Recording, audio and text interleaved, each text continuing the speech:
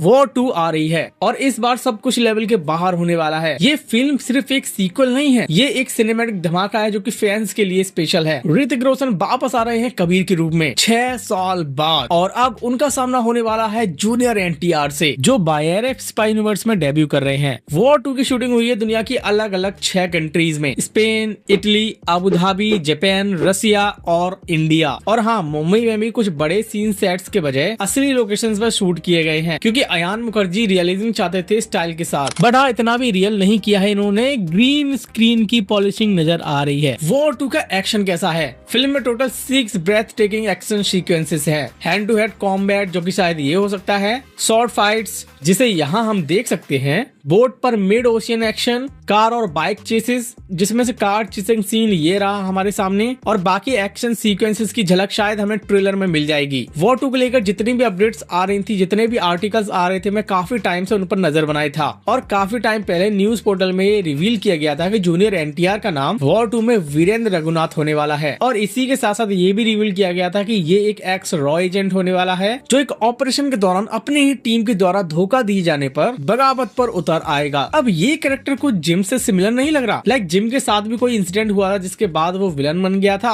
और at the end वो मारा गया था। तो क्या वाकई में वीरेंद्र रघुनाथ मेन विलन होगा या फिर और कोई? चलिए जानते हैं। टीजर को अगर हम ध्यान से देखें तो यहाँ पर ऋतिक वर्सेस एनटीआर चल रहा है। सेम वॉर के टीजर कट में भी हमने ये चीज देखी थी, यहाँ पर भी पूरे टीजर में टाइगर वर्सेस ऋतिक चल रहा था। कौन बुरा है कौन सही, ये किसी को समझ ही नहीं आ रहा था। वॉर के टीजर में टाइगर ऋतिक के पीछे क्यों है, उसने क्या किया है, ये क्वेश्चन ऑडियंस के माइंड में तब तक चला जब तक मूवी नहीं देख ली। फिर आता है वॉर का ट्रेलर, जिसमें शो किया गया कि कबीर एक ट्रेटर है और उसे रोकने के लिए रॉ ने खालिद को चुना है। अगेन माइंड में चल रहा था कि क्या क्यों हो रहा है ये सब। मूवी में जब रिवील होता है सब कुछ तो ऑडियंस शॉक्ड हो जाती है थोड़ी देर के लिए। मैं ये नहीं कह रहा कि वॉर 2 में प्लास्टिक सर्जरी का ट्विस्ट होगा। यहाँ पर मेरा कहने का मतलब है, जितना भी मैंने इस टीजर को देखा है उसमें यही फील आ रहा है कि ये टीजर वॉर के टीजर एजेंट को फॉलो कर रहा है। यहाँ पर भी एक नया एजेंट कबीर के पीछे पड़ा है। अगर हम टीजर की स्टार्टिंग में एनटीआर की कैरेक्टर की लाइन सुने, ये बोलता है कि मेरी नजर कब से तुझ पर थी, और ऊपर से ये भी बोल रहा है इंडियाज बेस्ट सोल्जर और रॉ का बेस्ट एजेंट। मींस एनटीआर का कैरेक्टर काफी टाइम से एग्जिस्ट करता है और ये कबीर के बारे में सब कुछ जानता है। एंड इंटरेस्टिंगली रिसेंटली मैंने एक चीज पढ़ी थी इंटरनेट पर, वायरएप जो है वो एनटीआर को लेकर कुछ बड़ा सोच रहा है। इनका जो रोल होने वाला है वीरेंद्र रघुनाथ का, वो वॉर 2 तक ही सीमित नहीं रहेगा, बल्कि वायरएप से आगे भी कंटिन्यू रखेगा। Spin off, cross over, stand on movies भी आगे हमें देखने को मिल सकती हैं। अब अगर ये सच है तो वॉर 2 में एनटीआर का खात्मा नहीं होने वाला और ये कैरेक्टर हमें आगे भी दिखता रहेगा। ऑब्वियस बात है, पीट कर मारने के लिए कास्ट नहीं किया होगा इन्हें, वायरएप वालों ने कुछ बड़ा सोचकर कास्ट किया है इन्हें। टीजर को अगर तुम ध्यान से देखोगे तो तुम्हें समझ आएगा कि कबीर के साथ साथ ये भी किसी मिशन पर है। लाइक यहाँ पर हम देख सकते हैं ये किसी फैक्ट्री टाइप जगह पर आया है और इन लोगों को मार भी रहा है। ये लोग थोड़े थोड़े अफ्रीकन लग रहे हैं, but I don't know exactly ये जगह कहाँ की है। देन हम देखते हैं एक शाओलिन टेम्पल का सीन, जहाँ पर कबीर कटाना लिए इन लोगों से फाइट कर रहा है। एंड प्रोबेबली ये सीन कहीं जापान का होगा, क्योंकि इसकी शूटिंग जापान में भी हुई है। और यहाँ पर ये सीन एक्चुअली में एंट्री का सीन हो सकता है। और यही सीन को अगर हम थोड़ा ध्यान से देखें तो पीछे हमें एक आदमी देखने को मिलता है जो कि एक थ्रोन पर बैठा हुआ है। प्रोबेबली कबीर इसी के आदमियों को मार रहा है। यहीं पर इसके बाद एक और सीन आता है टीजर के स्टार्टिंग में ही, जहाँ पर ये ब्रिज टूट रहा है और अगर हम ध्यान से देखेंगे तो यहाँ पर ये कबीर है। ये लोकेशन सेम लग रही है इसी मोनास्ट्री की, क्योंकि इस मोनास्ट्री के अगर गेट को देखें तो इसके बाहर वही बर्फीली जगह वाली लोकेशन है जो कि सिमिलर इस आउटर एरिया की लग रही है। और यहाँ पर अगर हम थोड़ा और क्लियर करें कि ये शाओलिन टेम्पल वाला ही सीन है, तो यहाँ पर कबीर की स्लीव्स फटी हुई हैं। यहाँ पर वही कपड़े हैं जो कि इस टेम्पल में फाइट करते टाइम कबीर ने पहने थे।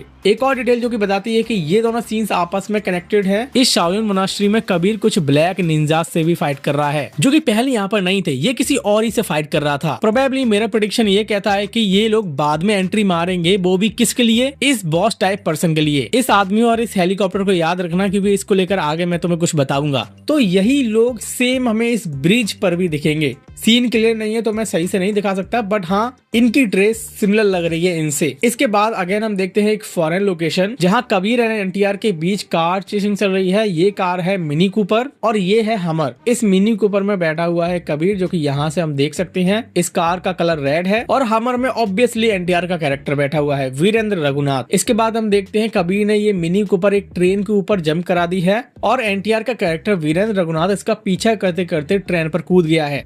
ये सीन और ये जंप करने वाला सीन एक ही है, ये दोनों ट्रेन एक ही है। मे बी वीरेंद्र रघुनाथ की हमर जैसे इसका पीछा कर रहा था वो कहीं क्रैश हो चुकी है। और सबसे कमाल की बात यहाँ पर इस सीन में ग्रीन स्क्रीन अलग से ही नजर आ रहा है। कोई भी बता देगा कि यहाँ पर ग्रीन स्क्रीन का यूज किया गया है। एनीवे, हर कोई टॉम क्रूज नहीं होता। फिर इसके बाद हम देखते हैं कबीर को जंप करते हुए एक मोटर यार्ड से, एंड जिसके ऊपर उसने जंप किया है वो है ये स्पीड बोट्स। इसी का एक एक्सटेंडेड पार्ट हम यहाँ पर देख सकते हैं। पीछे एनटीआर का कैरेक्टर कबीर का पीछा कर रहा है। ये लोकेशन है none other than Abu Dhabi की। फिर इसके बाद हम देखते हैं एक और अमेजिंग सीन जहाँ पर एक एरोप्लेन के ऊपर एक जेट उड़ रहा है और इस जेट को बोला जाता है B2 स्प्लिट बॉम्बर। और अगर यहाँ पर ध्यान दोगे तो इससे 4 सोल्जर्स नीचे आ रहे हैं। यहाँ पर क्या सीन चल रहा है वो समझ तो नहीं आ रहा, बट जूनियर एनटीआर एक एरोप्लेन के ऊपर है, इसका मतलब है वो इस प्लेन के अंदर नहीं था। ये भी शायद इसी जेट से कूदा हुआ है, जैसे बाद में कबीर भी नीचे कूद रहा है। अब थोड़ा ध्यान दो, बाकी के सीन्स में हमने देखा जूनियर एनटीआर का कैरेक्टर वीरेंद्र रघुनाथ कबीर के पीछे पड़ा हुआ था, but now the situation is completely reverse. Virendra Raghunath का कैरेक्टर इस प्लेन पर है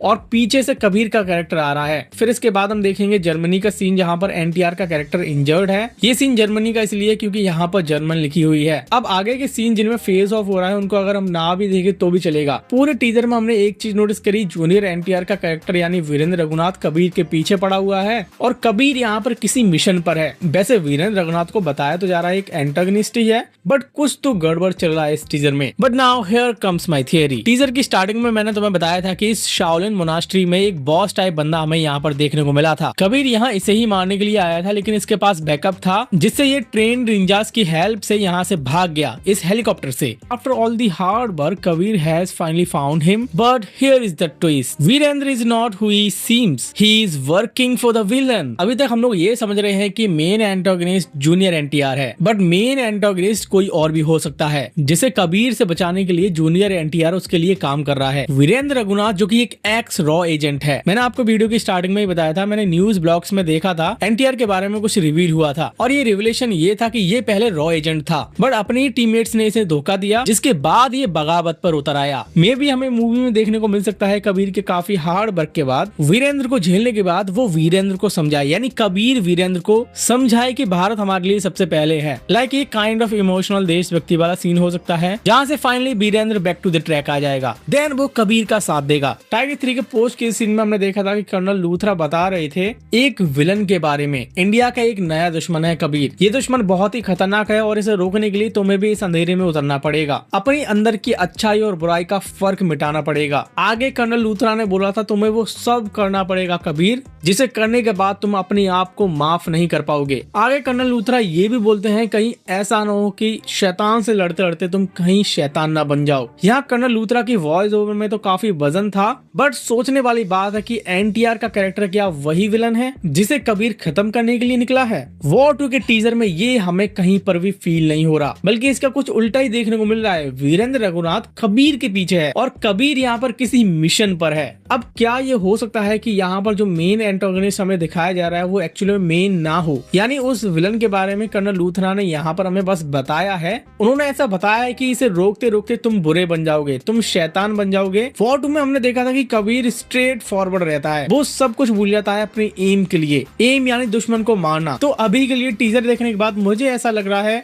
विलन कोई और है। यार देखो, वॉर 2 के इस टीजर में ज्यादा कुछ रिवील नहीं किया, ज्यादा कुछ डिटेलिंग नहीं थी, तो जितनी हो सकी उतनी मैंने बाहर से डिटेल्स कलेक्ट की हैं और उनको मर्ज करके मैंने आपको एक प्रेडिक्शन दिया है। ये वीडियो लेट इसीलिए हुई है, बाकी जब इसका ट्रेलर आएगा तो उसको प्रॉपर देख के अच्छे से एनालिसिस करेंगे, उसका सभी डिटेल्स पर बात करेंगे, देन एक फाइनल ब्रेकडाउन दूंगा कि एक्चुअली में वॉर 2 में होने क्या वाला है। बाकी अगर मुझसे कोई भी डिटेल छूट गई हो या फिर आपने भी कुछ नोटिस किया है तो वो मुझे कमेंट सेक्शन में जरूर बताना। Till then this is your purple channel wrapping up for now and see you soon in the next one.